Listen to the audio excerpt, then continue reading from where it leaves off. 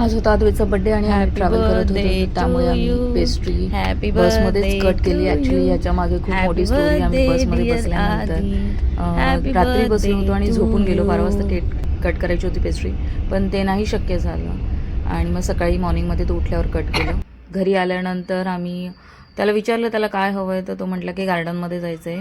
मग थोडंसं घर वगैरे आवरून आम्ही गार्डनमध्ये गेलो. गार्डनमध्ये गेल्यानंतर तो खेळला आणि त्याने छान एन्जॉय केलं गार्डनमध्ये.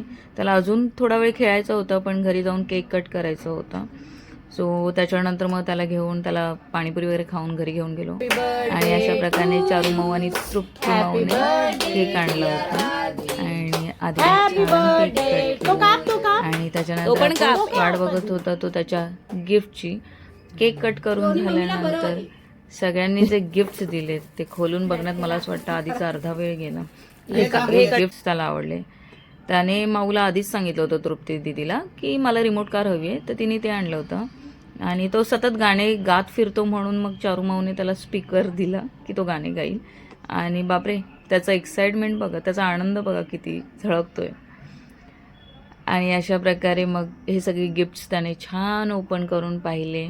त्याला ते सगळे आवडले. सगळ्यांना तो थँक्यू म्हणाला आणि त्याने सगळ्याचा डेमो पण घेतला.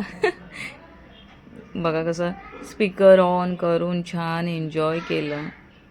आणि मागचा पसारा जरा सोडून द्या कारण की आम्ही बाहेरून आलो आहे.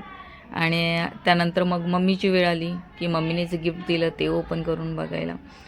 तर मी त्याला जे गिफ्ट दिलं तेही त्याला आवडलं. आता ते छोटे छोटे पार्ट्स आहेत आणि त्याला खूप वेळ लागणार, त्यामुळे मी त्याला ओपन करायला नाही सांगितलं. जस्ट नॉर्मल त्याने ओपन केलं. हे बघा, हे ॲक्च्युली सोलर रोबोट आहे जे की सोलरवर चालतं आणि हे गिफ्ट बघितल्यानंतर त्यालाही आनंद झाला. आणि मी एज्युकेशनल टॉयज जास्त देते, तर त्यामुळे कदाचित त्याला प्रश्न पडला असेल की हे काय आहे. आणि अशा प्रकारे आजचा बड्डे अद्वैतचा संपला.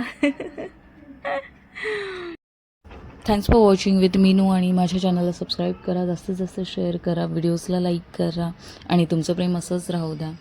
थँक्यू. बाय.